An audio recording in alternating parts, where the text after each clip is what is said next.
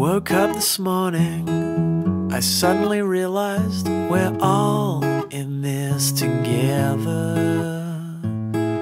I started smiling, 'cause you were smiling, and we're all in this together. I'm made of atoms, you're made of atoms, and we're all in this together. Today, the term American is used way more frequently than I believe it should.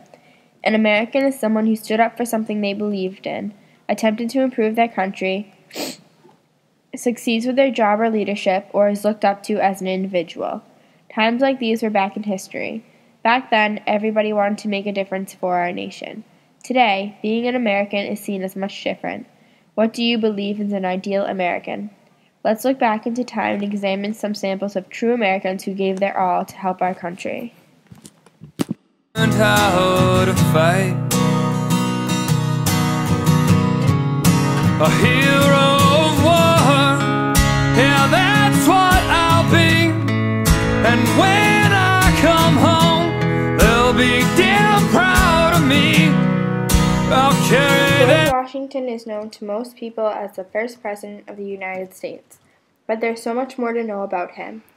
George Washington is what I would consider to be a true American. He did a lot for the United States before we truly were the United States. He fought in the Revolutionary War amongst the struggle of breaking free and winning our much-earned independence from Britain. George Washington was a general for the Continental Army. Once fighting for Great Britain, he was now fighting against Great Britain. He led his army across the Delaware River in the Battle of Lexington and Concord. General Washington planned on fighting defensively, but seeing as the Redcoats couldn't cross the river without boats, he took advantage of the situation. Washington and his army attacked the Redcoats on Christmas Eve, a great victory for the Continental Army. After the war, George Washington was elected President of the Constitutional Convention. Because of his bravery and courage as a great general, he was elected as the first President of the United States. What truly makes George Washington stand out to help answer the question, what does it mean to be an American, is the fact that he was offered to be king, but denied it and said, "America has been under a king's rule long enough." After George Washington's death on December 14, 1799, the people of the United States wanted to honor and remember the great war general and first president of the United States. To honor him, they put his face on the American $1 bill and the quarter. It was a buffalo soldier in the heart of America. Frederick Douglass was born a slave, but still considered an American, and plays a big role in American history. He had a big impact on the United States throughout the country and was looked up to by many slaves because of his accomplishments. He was born a slave in Maryland in 1818. He was raised by his grandmother and was never able to meet his father. He found it extremely unfair that slaves had to be separated from their families, that slavery wasn't bad enough as it is. Frederick Douglass was extremely lucky. He had an owner that treated him exceptionally well. They had a very good relationship. Frederick was even taught to read and write by his owner's wife, which was illegal, but later found very useful. Many slaves never got to learn how to read and write. Frederick Douglass was a very lucky man. Eventually, it was time for Frederick to live with a new owner in Baltimore. He was excited because he had heard great things about Baltimore. As he bounced around from owner to owner, he began to get sick of it. He wanted so badly to escape, and attempted to with a group of other slaves. Their attempt failed, and they were all arrested. Douglass was then sent back to his owner, but his hopes of escaping were not entirely diminished because he later received an offer to work at a shipyard and learned a trade. At the shipyard, he met a group of free slaves. Frederick escaped to New York City with two of his friends and met a conductor of the Underground Railroad, David Ruggles. Frederick wanted to be a part of helping slaves to escape, which is exactly what David Ruggles did. Frederick later moved to New Bedford and met William Lloyd Garrison, an abolitionist. Garrison recognized Douglass to be a very intelligent African-American man and asked him to present speeches on slavery. People were surprised by his intelligence and didn't believe that he was a slave. To prove his past condition of servitude, he wrote and published the narrative of Frederick Douglass. One of Frederick's past owners read his book and went to court to try to get him back. Douglas then went to England and made speeches there as well. He gained a lot of support from England, and they even set up fundraisers to permanently set Frederick free. When Douglas came back to Boston, he was welcomed as a celebrity. He started his own newspaper called the North Star, where the ideas were based on the freedom of slaves. President Abraham Lincoln noticed how moving the North Star was and invited Douglas to the White House to discuss issues of slavery. Frederick encouraged Lincoln to allow African Americans to fight in the Army. He pushed for the freedom of slaves until the Emancipation Proclamation was passed in 1863 that freed all slaves. I consider Frederick Douglass to be a true American, and he Abraham Lincoln was also a very well-known president. He was the 16th president of the United and never gave up on his cause. He fought hard for his position of president of the United States. He also stood by the Declaration of Independence. It was far from Independence easy and for statement him. that all He men had are a created big equal. competition with Stephen Douglas. The Lincoln-Douglas debates of 1858 were the most famous political debates in American history. Lincoln and Douglas had very much contrasting views on the issue of slavery. Lincoln knew where he stood and wanted slavery to be prohibited in any state that hasn't already allowed it. Douglas thought that each individual state should vote on whether slavery could exist there.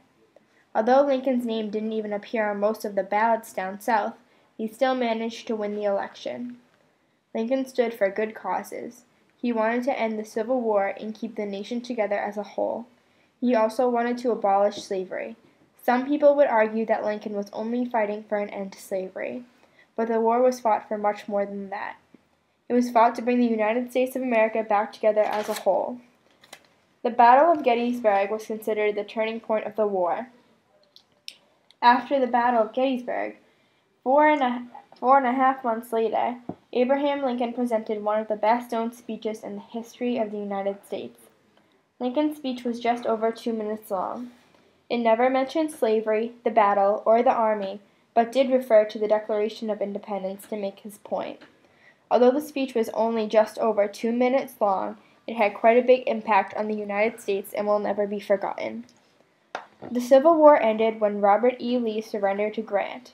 12 days after Lee's surrender, and therefore the end of the war, President Lincoln was attending Our American Cousin, a play at Ford's Theater. One of the actors that performed at Ford's Theater, John Wilkes Booth, knew Lincoln was attending this performance. He went into the balcony where Lincoln was sitting and shot him in his head, right above the ear.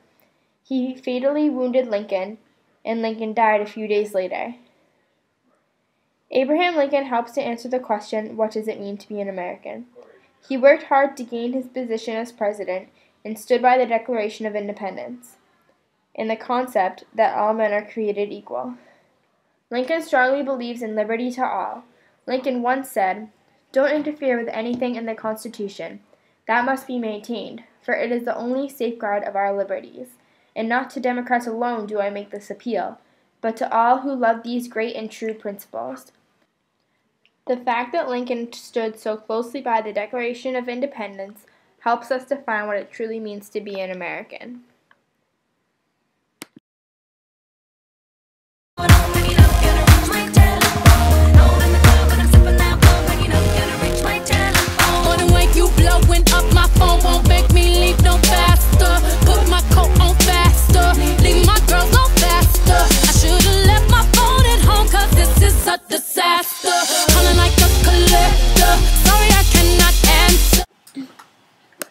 Alexander Graham Bell was a very talented man.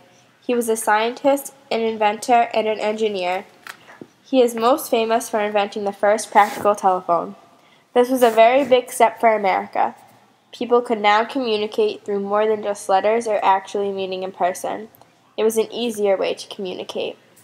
His talent came out at a very young age, when him and his brother used the voice box of a dead sheep to make a speaking machine. This interested him more and more and eventually led to his invention of the telephone. Thomas Watson became a close friend of Alexander's and started making parts and building new and different versions of his invention. Bell then invented the telephone, which started to spread worldwide. Queen Victoria of England even asked Bell to connect lines through her castle so she could communicate and contact others much easier in times of need or for an important occasion. Alexander helps to answer the question, What does it mean to be an American? Because of his impact he made not just nationwide, but worldwide. The United States of America and its people have a huge impact on the world.